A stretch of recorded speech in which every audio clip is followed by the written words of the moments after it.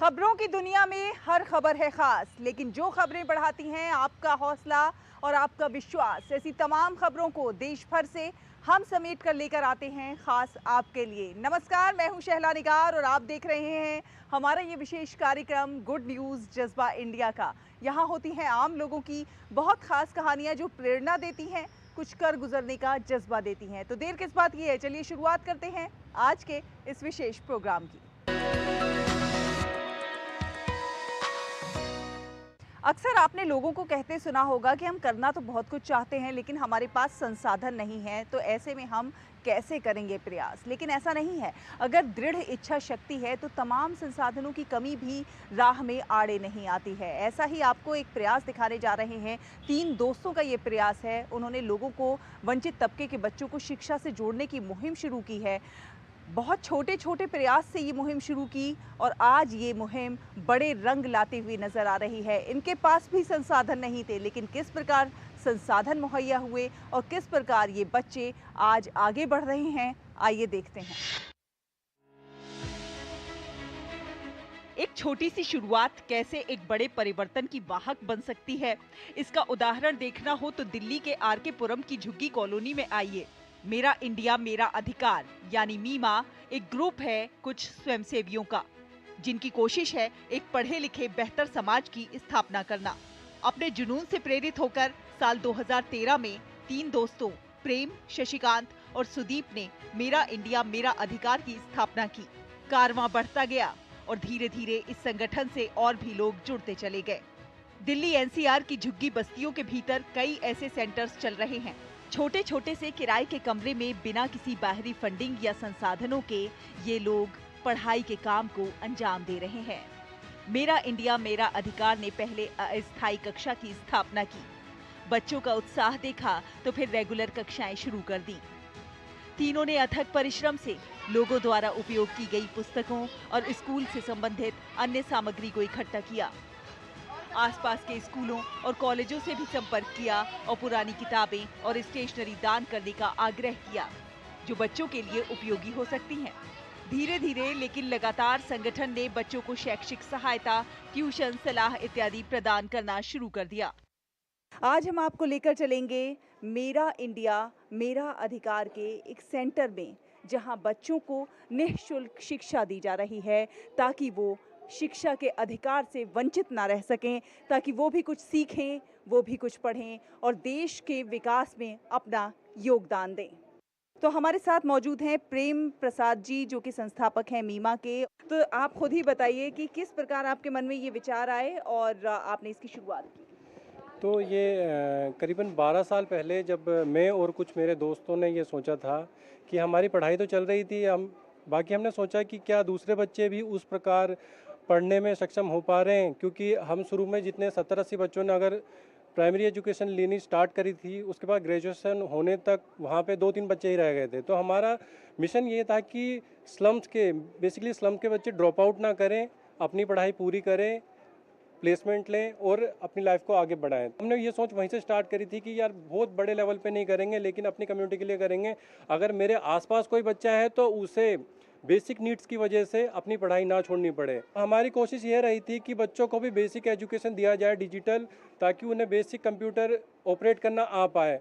तो जिसमें हम एमएस ऑफिस बच्चों को सिखाना, गूगल से इन्फॉर्मेशन लेना, नॉर्मल पीपीटी बना के स्कूल में प्रेजेंट करना, तो काफ़ी बच्चे सीख चुके हैं। करीबन 100 से ज़्यादा बच्चे अभी तक इसमें अपनी पढ़ाई पूरी कर चुके हैं और उसके बाद वो कंप्यूटर चलाने में सक्षम है। ये स्वयंसेवी प्रत्येक बच्चे की शिक्षा का आकलन करते हैं। सभी केंद्रों पर 5 अलग-अलग शिक्षण बैच बनाए गए हैं, जहां एक साथ 30 से 40 बच्चों को पढ़ाया जाता है। प्राथमिक लक्ष्य अपर्याप्त बुनियादी ढांचे के कारण स्कूल छोड़ने की दर को कम करना है। कई कक्षाएं तो सड़कों पर भी लगाई जाती हैं।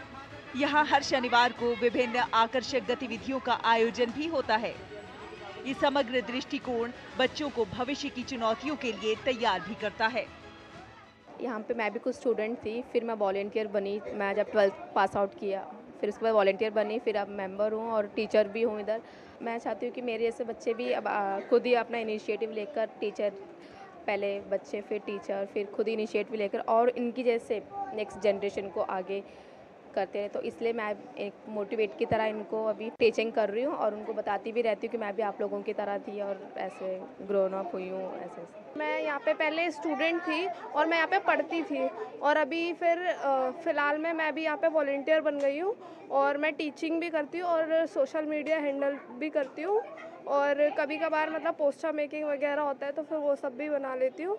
और फिलहाल में स्ट्रीट क्लासेस होती है, उसमें सशक्त क्लासेस होती है, उसमें डेली बेसिस में तो नहीं होता रेगुलर क्लासेस, लेकिन संडे संडे स्ट्रीट क्लासेस में हम वहाँ पे पढ़ाने जाते हैं। यहाँ पर बच्चों को कंप्यूटर की शिक्षा से भी जोड़ा जा रहा है।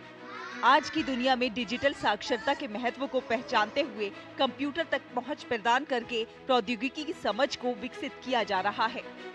स्टार्टिंग में मुझे कंप्यूटर चलाना आता नहीं था और मुझे मौका भी नहीं मिला था। जब मैंने मीमा में एडमिशन करा तब मुझे मौका मिला कंप्यूटर चलाने का और मैंने कंप्यूटर में MS Word, PPT and Excel बहुत सारी चीज़ें उसमें सीखी। खेल, अनुशासन और टीम वर्क की भावना पैदा करने के लिए मीमा एनजीओ बच्चों को शिक्षा की ओर आकर्षित करने और उन्हें नकारात्मकता से दूर रखने के लिए खेल से भी जोड़ता है।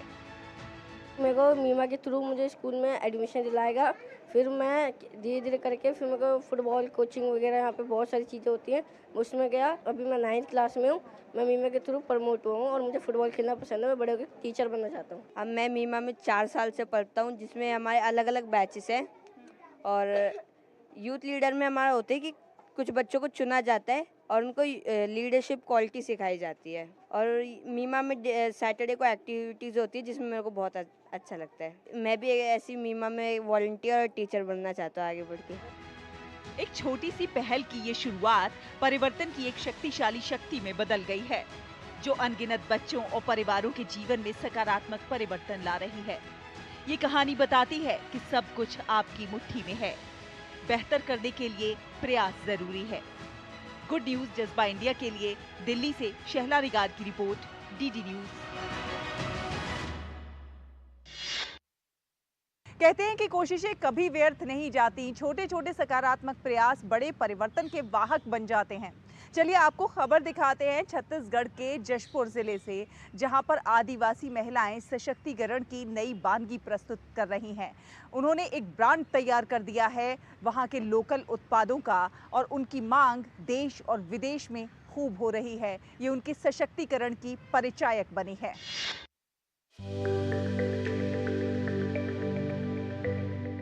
छत्तीसगढ़ का जशपुर जिला अपनी हरी भरी वादियों के और शांत वातावरण के लिए जाना जाता है। ये जिला लोगों को प्रकृति से भी जोड़ता है और ताजगी का अनुभव कराता है।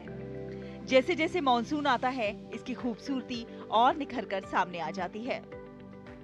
यहाँ की प्राकृतिक सुंदरता और सांस्कृतिक विविधता का मेल अद्वितीय है और इसी क्षेत्र से उत्पन्न हुआ है जशपुर ब्रांड, जो आदिवासी महिलाओं द्वारा बनाए गए उच्च गुणवत्ता वाले और स्वास्थ्यवर्धक उत्पादों को बाजार में प्रस्तुत करता है। अब ये ब्रांड केवल स्थानीय बाजार तक सीमित नहीं है, बल्कि पूरे भारत में अपनी एक विशेष पहचान बना चुका है, चाहे वो ऑनलाइन हो या फिर ऑफलाइन। देखिए, जो जशपुर ब्रांड है ये एक जिले का ब्रांड है और इसमें जशपुर जिले में जो अलग अलग स्व सहायता समूह हैं उनके द्वारा जो श्रेष्ठ उत्पाद हैं उनको इसमें शामिल किया गया है। जितने भी हमारे खाद्य पदार्थ हैं उनमें कहीं पे भी मतलब प्रिजर्वेटिव या कलर या अपन ये बोलना चाहिए कि कोई भी केमिकल का इस्तेमाल हमारे द्वारा नहीं किया जाता है। तो ये सबसे बड़ी हमारे ब्रांड की विशेषता है कि सेहत और स्वाद दोनों साथ साथ में मिलता है। यहाँ की महिलाएं कामयाबी की नई इबारत लिख रही हैं। जशपुर ब्रांड इन्हीं महिलाओं की इसी कामयाबी का एक बेहतरीन उदाहरण और उत्कृष्टता का प्रतीक है। ये महिलाएं कई शानदार उत्पाद तैयार करती हैं, जिनमें सबसे अधिक मांग वाले उत्पाद ढेकी, कुटा, जवा, फूल, चावल हैं, जो अपनी गुणवत्ता और स्वाद के लिए प्रसिद्ध हैं। इसी तरह मिलेट वाला पास्ता मैदे के पास्ता का एक स्वस्थ विकल्प है। इनके अलावा कोदो, कुटकी, रागी, टाऊ और महुआ से बने विभिन्न उत्पाद संपूर्ण भारत में अपनी अलग पहचान बना रहे हैं। जशपुर ब्रांड के उत्पादों की मांग अब केवल छत्तीसगढ़ तक सीमित नहीं है, बल्कि पूरे देश में इसकी खूब मांग है। पहले बेरोजगार थे, जब से यहाँ काम शुरू हुआ है तब से हम लोग यहाँ आते हैं और हम लोग का यहीं से जीविका चल रहा है और अच्छा चल रहा है। अच्छा लगता है काम करने में। रागी बिस्किट बनाते हैं, फिर कटहल कुकीज सब बनाते हैं, और चाय पत्ती बनाते हैं अलग अलग फ्लेवर के। हम लोग महिला स्व सहायता समूह के महिलाएं हैं और हम लोग यहाँ रोज रोजगार करने आते हैं और हम बहुत खुश हैं। हम लोगों को अच्छा रोजगार मिला है। हम खुद से अपना आत्मनिर्भर हो गए हैं और हम अपना जीविका चला सकते हैं। समूह के थ्रू हमारे यहाँ उत्पाद किया जाता है। रागी कुकीज, कटहल अचार, सरसों का तेल, चाय पत्ती, पापड़, ये अन्य सामान उत्पाद किया जाता है और हमारे यहाँ मांग होने पर छत्तीसगढ़ के अलावा अन्य राज्यों में भेजा जाता है। दरअसल जशप्योर के तहत बने जशपुर ब्रांड का उद्देश्य केवल व्यापार नहीं है, बल्कि ये आदिवासी महिलाओं के सशक्तिकरण और उनकी आर्थिक स्थिति को सुधारने की दिशा में भी कार्यरत है। इस ब्रांड के माध्यम से इन महिलाओं को रोजगार के अवसर मिले हैं। ये महिलाएं आज सशक्त हुई हैं, इनकी आर्थिक स्थिति मजबूत हुई है और उन्हें आत्मनिर्भर बनने का मौका मिला है। गुड न्यूज जज्बा इंडिया के लिए छत्तीसगढ़ से ब्यूरो रिपोर्ट, डीडी न्यूज। तो ये बानगी है महिला सशक्तिकरण की, ये बानगी है आत्मनिर्भर होते भारत की। वक्त एक छोटे से ब्रेक का है, लेकिन ब्रेक के उस पार भी अच्छी खबरों का ये सफर अभी जारी रहेगा। आप देखते रहिए गुड न्यूज जज्बा इंडिया का।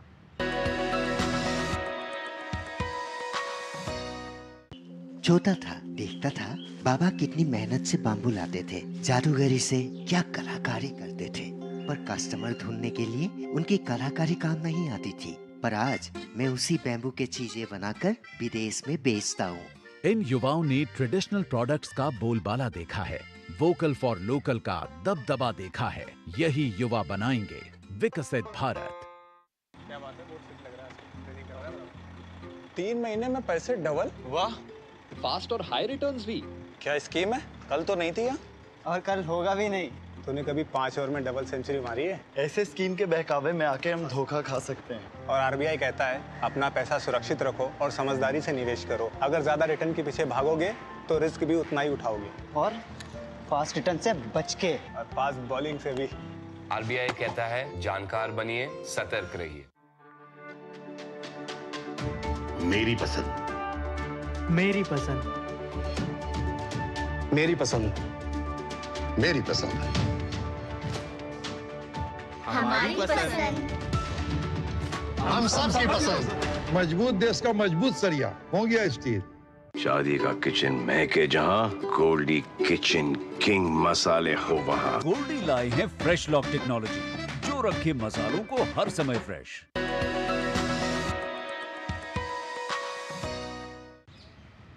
ब्रेक के बाद एक बार फिर आप सभी का बहुत बहुत स्वागत है। आप देख रहे हैं गुड न्यूज जज्बा इंडिया का। कहते हैं कि पर्यावरण सुरक्षित है तो हम सुरक्षित हैं। ये भी कहा जाता है कि अगर आप एक पेड़ लगा रहे हैं, यानी कि आप 100 पुत्रों को पाल रहे हैं, यानी कि एक पेड़ 100 पुत्रों के समान है। ऐसा दर्जा हमारे देश में पर्यावरण को, प्रकृति को दिया गया है। आपको मिलवाते हैं एक व्यक्ति से, झारखंड के रहने वाले हैं समीर अंसारी। वो किस प्रकार काफ़ी समय से पर्यावरण की रक्षा में लगे हुए हैं, सुरक्षा में लगे हुए हैं, संरक्षण में जुटे हुए हैं, और किस प्रकार उनके प्रयास रंग लाते नजर आ रहे हैं। आइए देखते हैं।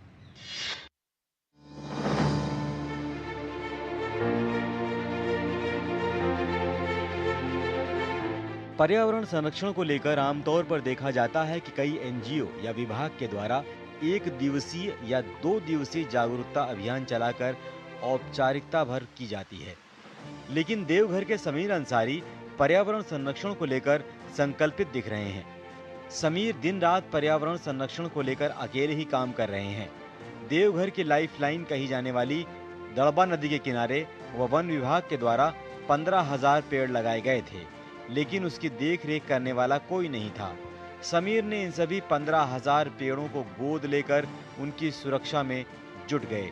समीर अंसारी ने बताया कि जिस तरह से लोग बेपरवाह हो रहे हैं और पेड़ों को काट रहे हैं, नदी नाले को खत्म कर रहे हैं, इससे आने वाले समय में काफी समस्या उत्पन्न होने वाली है।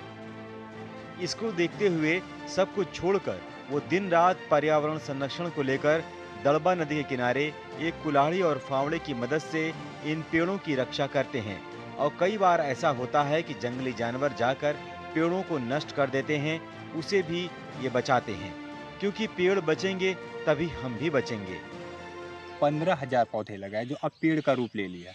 जब से यहाँ पे पौधारोपण हुआ तब से ही उस पौधे को हमने गोद लेकर के तब से लेकर उसके देख रेख करना, मतलब एकदम पुत्र के समान उसकी निगरानी करके कर रहे हैं। और इसके बाद बगल में हमने एक तालाब भी खोदा है ताकि बारिश की पानी को उसमें एकत्रित करें। हमारे इलाके में कहीं पानी का कोई साधन नहीं है, कोई ताल तलैया नहीं है और ये डढ़वा नदी पूरी तरह से एकदम सूख जाती है। यहाँ तक कि इंसान को नहाने की बात तो छोड़िए, पीने की बात छोड़ दी, मवेशियों के लिए पानी नहीं। मवेशी पीना तो दूर, पानी को सूखना पसंद नहीं करते हैं। इसके अलावा बगल में देख सकते हैं बारिश की पानी इसमें जमा होता है। इसके उधर भी है, इधर भी, जगह जगह जहाँ पर होता है। और इसमें भी आप आगे जा सकते हैं, देख सकते हैं छोटे छोटे डोभा बनाते रहते। और अपने स्तर से हम इस बार 5 से 11 पौधा लगाए हैं और 500 पौधा हम लोगों को बांटते हैं। यही हमारा काम है। इससे पहले भी समीर जल संरक्षण को लेकर एक बड़े तालाब का खुद से निर्माण कर चुके हैं, जिससे इन्हें देवघर का दशरथ मांझी के रूप में लोग जानते हैं। साथ ही ये जल संरक्षण को लेकर भी कई काम कर चुके हैं। वहीं अब पेड़ों की रक्षा करने का दायित्व समीर अंसारी ने उठाया है। गुड न्यूज जज्बा इंडिया के लिए रांची से दिवाकर कुमार की रिपोर्ट, डीडी न्यूज। तो प्रकृति के संरक्षण का ये जो जज्बा है ये अपने आप में बहुत ख़ास है। और ऐसे ही जज्बे की एक और कहानी आपको दिखाने चलते हैं। आपको लेकर चलते हैं उत्तर प्रदेश के हापुड़ में और लेकर चलते हैं वहाँ के लुखराड़ा गांव में, जहाँ के ग्रामीणों ने जन सहभागिता से कुछ ऐसा कर डाला है। जी हाँ, जन सहभागिता से इन्होंने एक तालाब का जीर्णोद्धार कर दिया है। किस तरह से ये तालाब अब लबालब पानी से भरा हुआ है और यहाँ का सौंदर्यीकरण हो गया है, आइए देखते हैं। जन भागीदारी की एक और खूबसूरत मिसाल उत्तर प्रदेश के हापुड़ जनपद के लुखराड़ा गांव में देखने को मिली है, जहां ग्रामीणों ने एकत्र होकर गांव में सरोवर के माध्यम से आने वाली पीढ़ी को जीवन देने का काम किया है। इसके लिए ग्रामीणों ने न केवल श्रमदान दिया बल्कि लोगों को जल की महत्ता के बारे में जागरूक भी किया। यहाँ पर सभी गांव के जितने भी लोग हैं, जितने भी ग्राम पंचायत के सदस्य हैं, गांव के लोग हैं, उन सब ने अपना अपना महत्वपूर्ण योगदान दिया है। तो जब ये खूबसूरत सी चीज बन के आई है, मेरा सभी गांव वालों से निवेदन है कि अब हमें व्यक्तिगत जिम्मेदारी लेकर के इसको और अच्छा बनाए रखने का प्रयास करना है। कोशिश करनी है कि इसमें कोई भी कूड़ा ना जाए। और ये पोखर पूरे हापुड़ के लिए ही नहीं, पूरे उत्तर प्रदेश के लिए एक मिसाल है कि किस तरह से कुछ लोगों के प्रयास से, इनिशिएटिव से किसी गंदी चीज को बहुत सुंदर बनाया जा सकता है। सरोवर बनने के बाद गांव की सुंदरता में इजाफा हुआ है, मानो गांव की तस्वीर ही बदल गई हो। आज गांव लुखराड़ा के अमृत सरोवर की हर ओर सराहना हो रही है। गांव के ग्रामीण भी काफी खुश नजर आ रहे हैं। ग्रामीण सरोवर के चारों तरफ साफ सफाई को लेकर काफी जागरूक हैं। यहाँ के ग्रामीणों ने स्वयं जिम्मा उठाया है सरोवर के चारों ओर किसी भी प्रकार की गंदगी नहीं होने देने का। इससे जहाँ ग्रामीणों को सैर का स्थल मिला है, तो वहीं भूगर्भीय जल स्तर में भी सुधार होगा। गुड न्यूज जज्बा इंडिया के लिए हापुड़ से रविंद्र कुमार की रिपोर्ट, डीडी न्यूज। तो जन सहभागिता से असंभव को भी संभव बनाया जा सकता है, ये इस बात की जीती जागती बानगी प्रस्तुत कर रहा है। वक्त एक और छोटे से ब्रेक का है। ब्रेक के उस पार अच्छी खबरों का ये सफर अभी जारी रहेगा। आप देखते रहिए गुड न्यूज जज्बा इंडिया का।